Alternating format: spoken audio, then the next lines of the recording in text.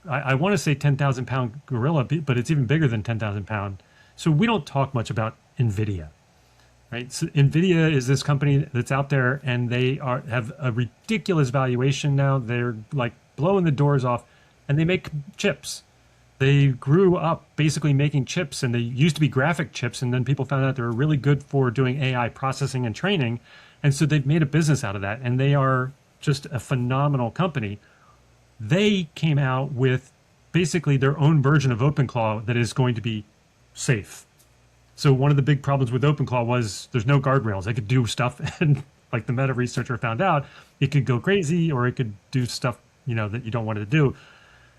NVIDIA came out and said, we're going to have our own, I think it's called NemoClaw version. But what's equally interesting is NVIDIA is also coming out with their own open source large language model. So there's not a lot of other companies. The chip maker is coming out with its own language model. With its own model, and it's open source, meaning you want to bring it in-house and run it on your own server. Like there's all kinds of stuff that opens up for you, right, on your capability to change the training, the tuning, and everything else. And it's going to be really interesting how that affects the Anthropics and the OpenAIs of the world and the Googles, who are all closed models.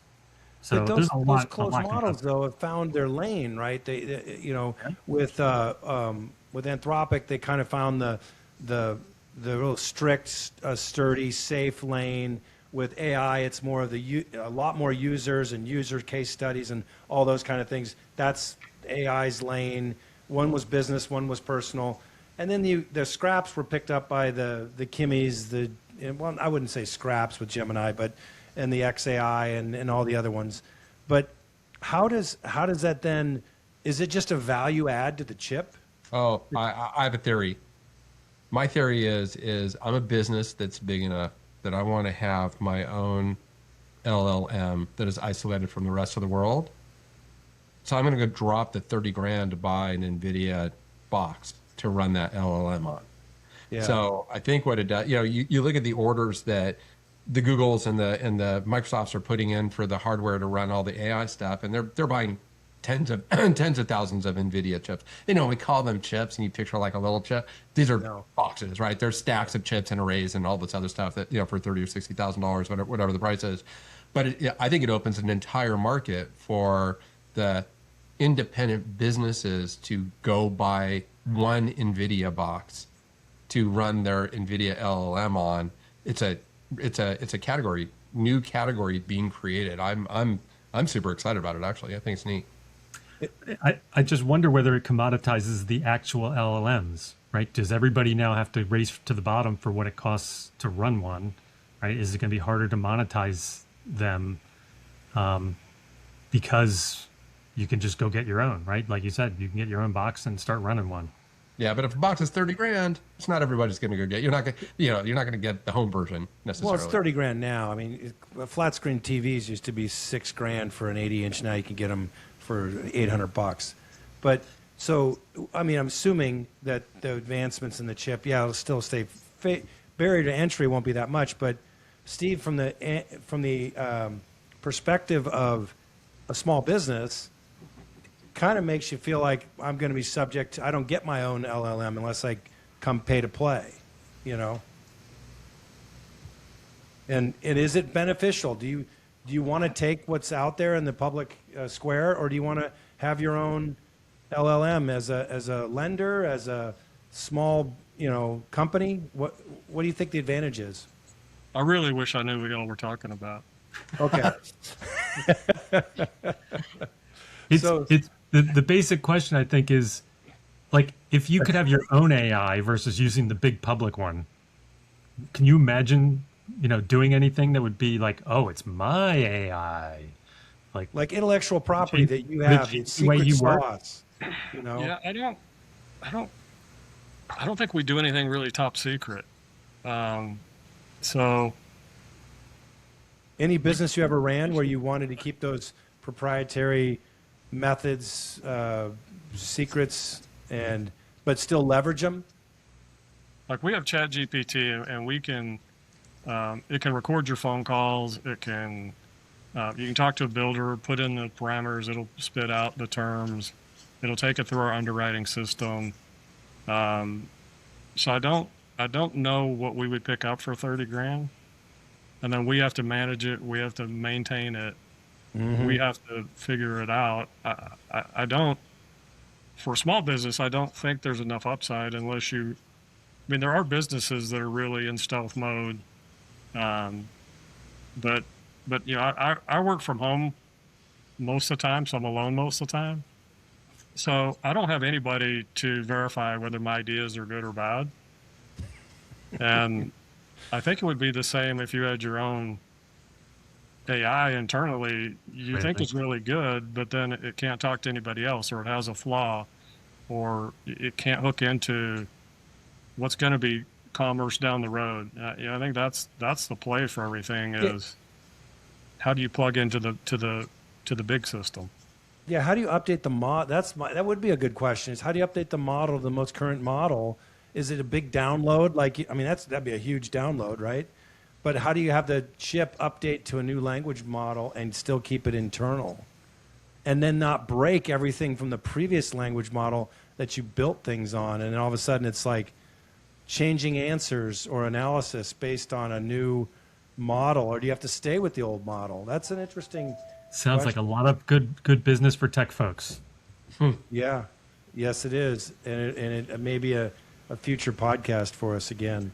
So speaking of that, one of the articles that we read in prep for these things was talking about the role of IT departments at companies to help manage and administrate and monitor and allocate the rights to these open claw agentic tools that are going to be running internally. And you know, when they talk about the single pane of glass where you get all your reporting and all that other stuff, and they're like, there's already rules in place what an employee can do that are enforced through your Azure, I can't remember what it's called, the Azure world, or the Google world, stuff like that, that the agents are just going to be registered tools administrated by IT, so that there can be some protections and constraints that are in place. So again, you talk about new technical jobs emerging. That's a new skill set for folks to be able to have to learn if you're in the IT world, is how do I put in place constraints so that my business doesn't get everybody's email gets chewed up by some open claw thing that went rogue. Yeah, but how do you then monitor IT for not being, taking a thoroughbred racehorse and putting a plow behind it? Happens all the time. Yeah. Yeah. So Rob, you said you really liked this. What the independent? What would be the advantages to me? Oh, I think the look, maybe I'm a little cynical, but I subscribe to a level of ChatGPT where they claim that I'm not training their model. How do I possibly know, right? I'm taking all my intellectual property and putting it into this thing, and it's reviewing it and analyzing it and helping me code stuff. And how do I really know what's happening with it?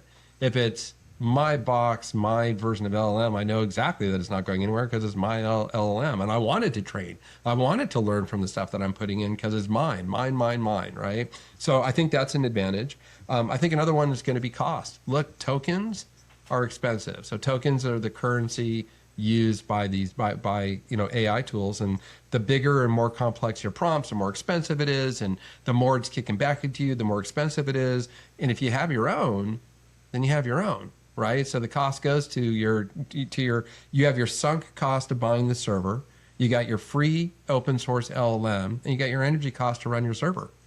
Right now, 30 grand may sound expensive if that's really, I'm making up that number, but if that's the price tag and stuff, that can feel expensive. But if you're a company that's cranking away with, Anthropic or something like that, and you're paying $1,000 per software engineer on your team to be doing it, you can be spending 20, 30 grand in 6 months. So it's a one-time cost plus power versus an ongoing cost. So there's potentially all sorts of ROI models. And I think like everything, somebody mentioned earlier that the cost is going to go down.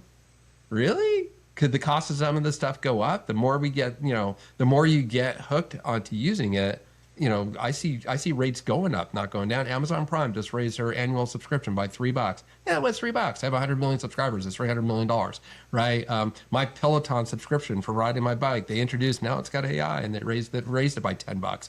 I didn't want AI on my bike, but I don't have an option to not have it. But so you could sit there and say, hey, the cost of spending tokens is going to go up, not down over time, because the energy that is needed is going up. The cost of the energy is going up. So having your own box could be a way to help control your costs with a good ROI.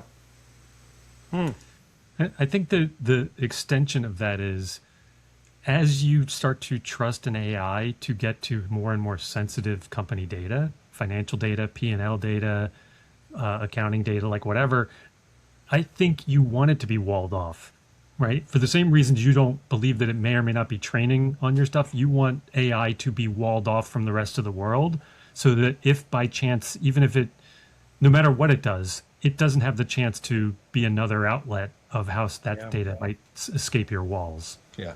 Yeah, I mean, you got your enterprise data warehouse with connectors and data flowing from your accounting software, from your forecasting, financials, your reporting, regulatory reporting, all that stuff in your EDW, and now you want to introduce AI in the company. No wonder the IT guys are going, nope, nothing. We're not putting it in here because it's gonna go rogue. It's gonna take data and we're gonna get it exposed. So this chip, you're right, Rob. Maybe that's the play into the private safe market, not just the safe market. And So Steve, when I think the highlight for this podcast for you is you get to brag to your friends that you were on a podcast talking about OpenClaw AI tools. They're like, what are you talking about? And you go, dude, I know everything. I'm on a podcast about it. Yeah. See, Steve, you've got closer. You're at 9% now. We call You got we call 1% more. we call this nerdvana. So, Yeah. so I want to give an exit question, and you guys you have to answer it in a yes or no with one sentence. Why? One sentence. I'm really pressing it here. Mm-hmm. So this week, Elon Musk came out and said, XAI was done all wrong. We're going to have to do it all over. Basically redesign their AI platform. Good idea or bad idea? Go ahead, Rob. Yeah. Anytime somebody who is on the inside of application or a project and realizes, One sentence. acknowledge you screwed up and do it better. I'm going to say yes, it's a good idea. Rip and replace. Steve, you weighing in? I'm saying it's a good idea. Too much damage could be done otherwise. Yeah. And I'm Legacy saying damage. Yeah. I'm saying yes for the same reason as Rob, effectively, which is that all software needs to be rewritten at some point. Yeah. You write it once to get it done. You write it a second time to do it the right way. And on that note, I'm going to say I'm Kyle Myers. I am Rob Katz. Steve Ahern. And I am still Mario Di Benedetto. And this has been the AI Riff. Wires hum like whispers in the deep dark night. Shadows dancing strange under neon light. Digits spinning fast like a gambler's hand. The clock chimes change, it's the new command. Oh, the future calls with a voice so clear. A melody of progress in every ear. No turning back, the wheels in motion. A tide of cold like the endless ocean. Binary prophets riding fading streams. Data flows like rivers fueling all our dreams. Simple or savvy, it's all the same path. Under skies of innovation, we redraw the map. Oh, the future calls with a voice so clear. A melody of progress in every ear. No turning back, the wheels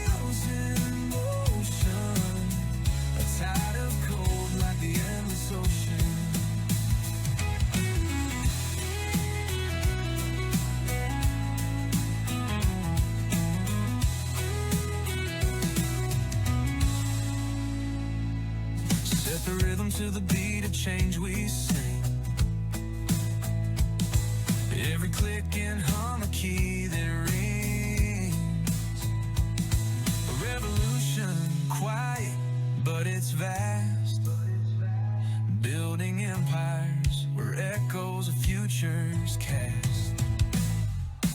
Oh, the future calls with a voice so clear. A melody of progress in every ear. No turning back, the wheels in motion. A tide of code like the endless ocean.